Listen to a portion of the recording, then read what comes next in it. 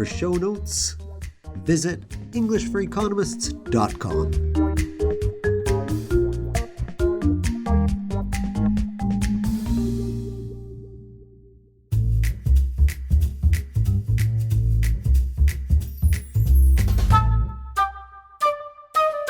Hello and welcome to podcast number 16. I am Alan Robert, and I am your host at English for Economists, the English podcast lessons for non-native English speakers who need to talk about the economy. These are not lessons about the economy. No, my only goal is to teach you practical day-to-day vocabulary that will help you read, write, and speak English better. You don't have to be an economist to enjoy these podcast lessons. Well, today our topic is mining and smelting. What is that? Well, stay tuned.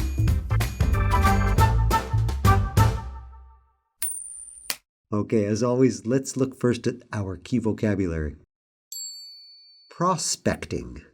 Prospecting is often the very first stage in the search for mineral deposits.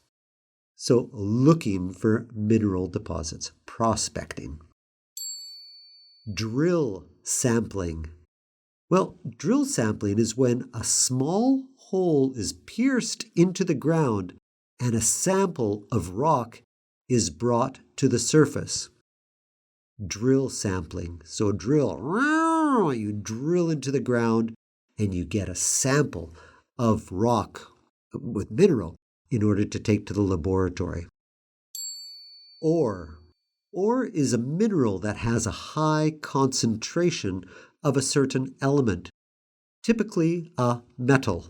By the way, ore is always a mineral, but a mineral is not always an ore.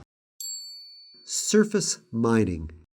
Now, surface mining, this is a broad category of mining in which soil and rock lying on top of the mineral deposit are removed.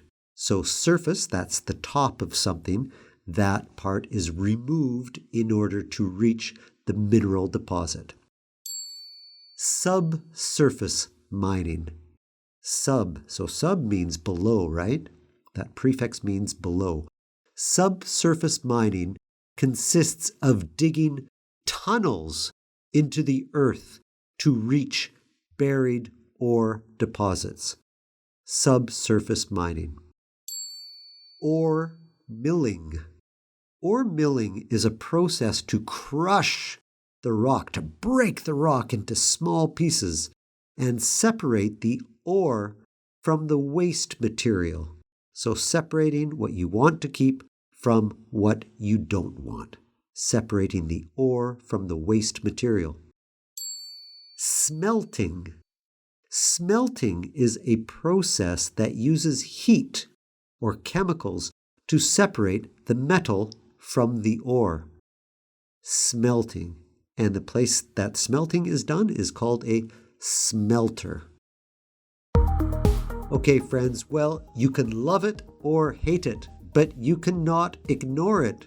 On one hand, mining is an exciting industry, in part because of the amount of wealth it can create for the people who discover and develop the mine.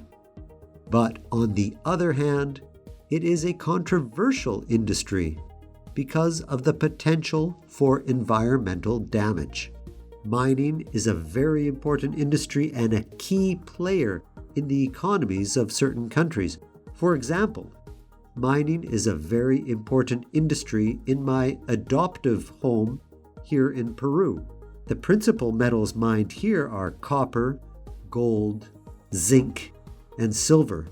And well, here in Peru, mining exports are one of the most important drivers for the economy. Well, so how is the process carried out? The first step in the mining process is prospecting. This is when geologists and other professionals search for mineral deposits hidden underground. Once they discover a location that's likely to contain minerals, they take the exploration process one step further and they conduct drill sampling, where they extract ore samples from underground. If the concentration of a valuable metal within the ore sample is high enough to make mining profitable, they will look for investors to develop the mine. Now, exploration is a risky business. Less than 1% of exploration projects typically progress to establishing a mine. So it's a bit of a gamble. It's a bet. It's a gamble. Mines come in many different shapes and sizes, and I'm no expert, but for the sake of this podcast lesson, let's break them up into two main categories: surface mining and subsurface mining. With surface mining, the miners dig and remove the soil or rock that sits on top of the mineral deposits. This can leave massive holes in the ground.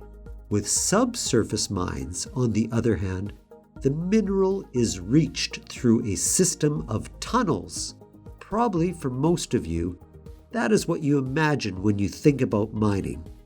Men, and it is almost always men, not women, in these hard hats, these hard helmets to protect their head, going down deep into the earth to access the minerals. When mines are operated without the proper safety standards, this can still be a very dangerous job.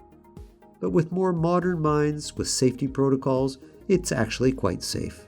Now, once the ore is removed from the mine, it needs to be processed to separate the minerals from the waste material. Processing the minerals is first done at an ore mill, where the ore is broken and crushed into smaller pieces and washed. This can involve large amounts of water. Ore mills generate large amounts of waste called tailings. For example, 99 tons of waste are generated per ton of copper, with even higher ratios in gold mining, because only 5.3 grams of gold is extracted per ton of ore. A ton of gold produces 200,000 tons of tailings.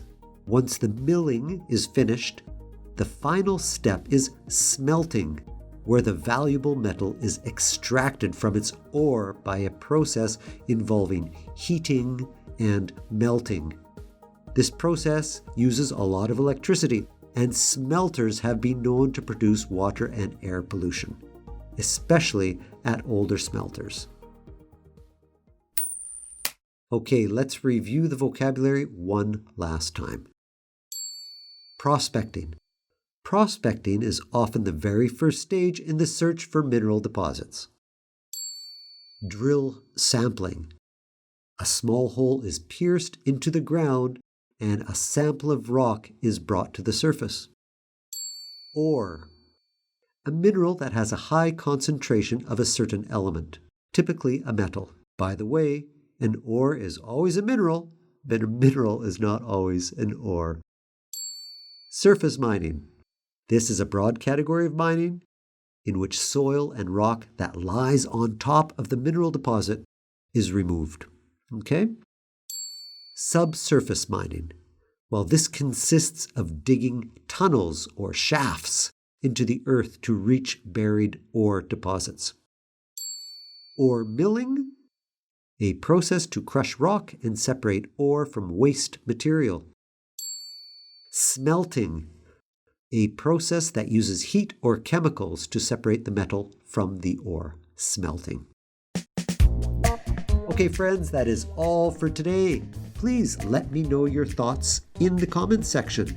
The English for Economists podcast is new, so share it with your friends and colleagues. If you're interested in taking some classes, write to me at alan@englishforeconomists.com. I would very, very much enjoy hearing from you.